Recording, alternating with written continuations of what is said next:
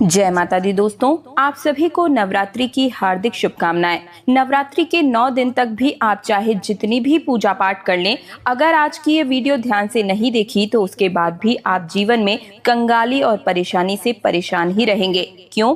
आज की इस वीडियो में सब बातें क्लियर करूंगी, हर चीज बताऊंगी। बहुत ध्यान से 5 से 10 मिनट का समय निकालकर इस वीडियो को ध्यान से देख लीजिए। देखिए, अधिकतर लोग क्या करते हैं, नवरात्रि के 9 दिन में खूब श्रद्धा भाव से माता रानी की पूजा पाठ करते हैं, लेकिन पूजा के बाद वे एक बहुत ही बड़ी गलती कर ही बैठते हैं, जैसे कि माता रानी के चढ़ाए हुए चावल, श्रृंगार की सामग्री, अगरबत्ती की राख जिसे भस्म कहा जाता है, या फिर देवी का सिक्का, इन सब को ले जाकर 10वें दिन नदी में बहा देते हैं। यही सबसे बड़ी भूल है। आज मैं आप सभी को बताऊंगी कि इन सभी सामग्रियों का क्या क्या अलग उपयोग है, जिनसे कि आप अपने जीवन में गरीबी या पैसों की दिक्कत से जुड़ी हुई किसी समस्या से जूझ रहे हैं तो कैसे आप बाहर निकल सकते हैं। क्योंकि लोग पूजा तो करते हैं, लेकिन प्रसाद का सदुपयोग न जानने के कारण वे उसका फल प्राप्त नहीं कर पाते हैं। एक उदाहरण से आप सभी समझने की कोशिश कीजिए। जैसे कि कुएं में पानी भरा हो, लेकिन आप रस्सी डालकर पानी न निकालें तो प्यास कैसे बुझेगी, ठीक है? उसी प्रकार से माता रानी हमें प्रसाद तो देती हैं, लेकिन हम उसका उपयोग करना ही नहीं जानते। तो आपसे निवेदन है कि 10 मिनट का समय निकालकर इस वीडियो को ध्यान से देख लीजिए। हर एक चीज का क्या आप उपयोग कर सकते हैं, संपूर्ण जानकारी आज की इस वीडियो में 10 से 12 मिनट में समझाने की पूरी कोशिश करूंगी। हर एक बात को गांठ बांधते हुए चलिएगा। लेकिन सबसे पहले माता रानी की इस वीडियो को लाइक करके कमेंट सेक्शन में जय माता दी जरूर ही लिखिए। साथ ही अगर मेरी आवाज को पहली बार सुन रहे हैं तो चैनल तीज त्योहार और धर्म को सब्सक्राइब कर दीजिए। तो देखिए, पहली जो चीज होती है, माता का सिक्का। नवरात्रि में माता वैष्णो देवी या माँ लक्ष्मी का जो सिक्का हम चढ़ाते हैं, इसे हमें कभी भी नदी में नहीं बहाना चाहिए। ये सिक्का जागृत होता है और इसे आप अपने धन की पेटी, तिजोरी या पर्स में रखें। इससे जीवन में कभी भी धन की कमी नहीं होगी और आने वाली जितनी भी विपदाएं हैं, बलाएं हैं, वो भी टल जाती हैं जब ये सिक्का आपके शरीर से जुड़ा रहता है। दूसरी वस्तु है चावल, यानी कि अक्षत। माता रानी के इन 9 दिनों में पूजा पाठ में चढ़ाए गए चावल, या जो हम अष्टदल बनाते हैं, या रोज टीका करने के बाद जो हम अक्षत माता रानी को लगाते हैं, उन्हें कभी भी हमें फेंकना नहीं चाहिए और ना ही किसी नदी में बहाना चाहिए। देखिए, ये बिल्कुल भी साधारण अक्षत नहीं रह जाते, ये जागृत प्रसाद बन जाते हैं। आप इनसे अपनी हर मुसीबत का हल प्राप्त कर सकते हैं। कैसे? देखिए, इन चावलों में से कुछ जो चावल है, आप उन्हें अपने घर के जो अन्य चावल हैं उनमें मिला दें, ताकि इसका रोज पका हुआ भोजन करना अपने आप में ही आपके शरीर की शुद्धि करेगा, सकारात्मक वातावरण करेगा, मानसिक रूप से आपको शांति प्रदान करेगा। रोजाना खाने में ये चावल पकाकर आप पूरे परिवार के साथ ग्रहण कीजिए। माता रानी की कृपा आपके घर में बनी ही रहेगी। इससे रोग, दोष, व्याधियां और मानसिक परेशानियां भी दूर होती हैं और घर में सुख समृद्धि बनी रहती है। परिवार में अगर कोई वाद विवाद हमेशा बना रहता है, लड़ाई झगड़े होते हैं, तो ऐसा चावल पकाकर खाने पर किसी प्रकार के घर में झगड़े नहीं होते हैं। हर बात आप सोच समझकर बोलते हैं, ताकि घर का वातावरण हंसी खुशी बना रहे।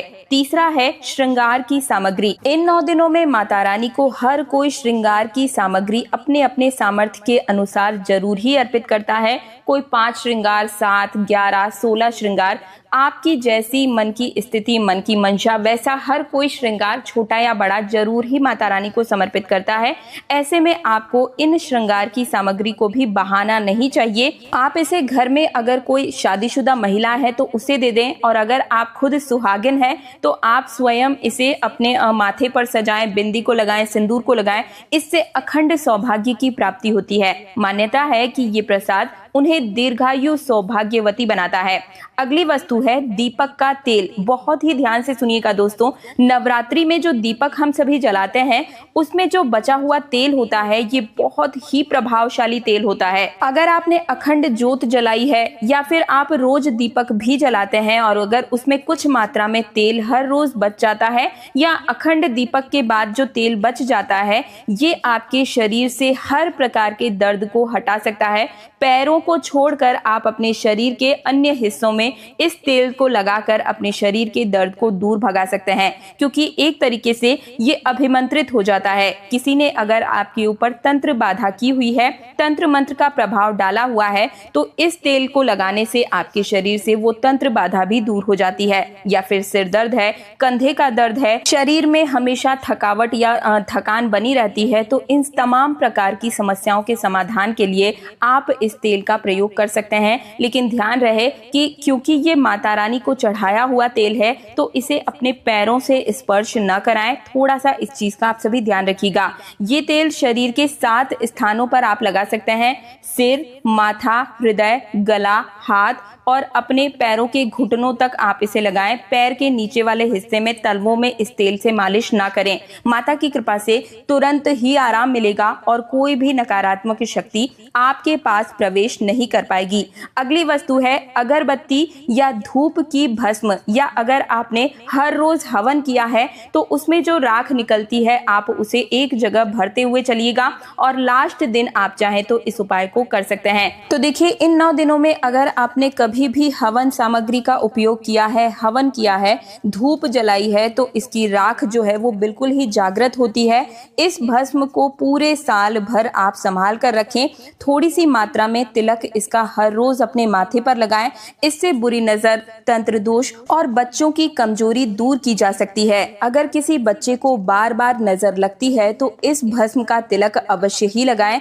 अचानक से अगर किसी को पेट में दर्द है, सिर दर्द है या प्रेत बाधा ने परेशान किया है, तो ऐसे में इस भस्म को उस हिस्से पर आप मलें, तुरंत ही लाभ मिलेगा। इसे आप संभाल कर किसी भी कांच की शीशी में भरकर रख लीजिएगा। भस्म हमेशा जागृत अवस्था में रहती है।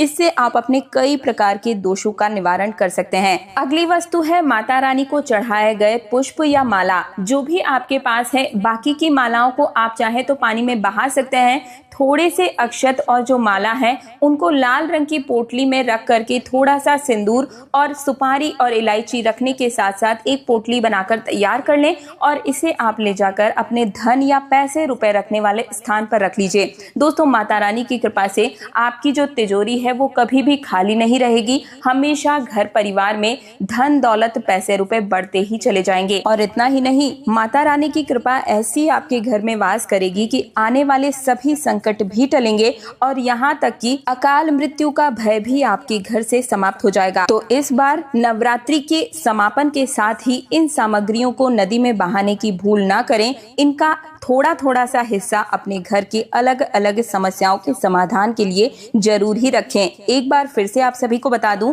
सिक्का जो है, माता रानी का सिक्का, ये आपकी धन संपत्ति को बढ़ाता है। चावल यानी कि अक्षत जो है, ये आपके परिवार में स्वास्थ्य और सुख को बनाए रखता है। श्रृंगार की जो सामग्री है, ये अखंड सौभाग्य का वरदान देती है। और दीपक का जो तेल है, ये तंत्र मंत्र और रोगों से रक्षा करता है और शरीर से जुड़ी हुई जितनी भी समस्याओं हैं उनको भी निदान दिलाता है।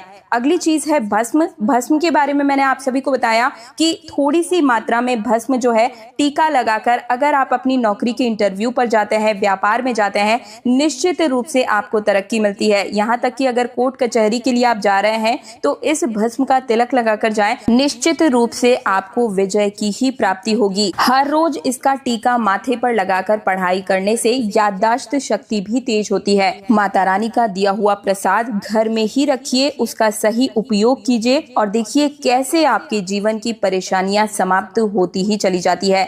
दोस्तों, अगर आपने अभी तक माता रानी की इस वीडियो को लाइक नहीं किया है तो कृपया करके लाइक कर दीजिए। कमेंट सेक्शन में जय माता दी लिखने में कंजूसी बिल्कुल मत कीजिए। कृपया करके जय माता दी का जयकारा जरूर ही लगाइए। और अगर आप मेरी आवाज को पहली बार सुन रहे हैं तो चैनल तीज त्योहार और धर्म को सब्सक्राइब करने के साथ पास वाला बेल आइकन जरूर प्रेस कीजिए, क्योंकि इस चैनल पर आपके निजी जीवन से जुड़ी हर समस्या का समाधान और व्रत पर्व से जुड़ी हुई संपूर्ण जानकारी और पूजा विधियां मैं लेकर हर रोज आप सभी के लिए लेकर आती हूं। तो इसके लिए पास वाले बेल आइकन को प्रेस कर दीजिएगा ताकि हर रोज जो जानकारियां हैं वो सबसे पहले अपने आप ही आपके सामने आ जाए। मिलती हुई एक और नई जानकारी के साथ आज्ञा दीजिए। जय माता दी।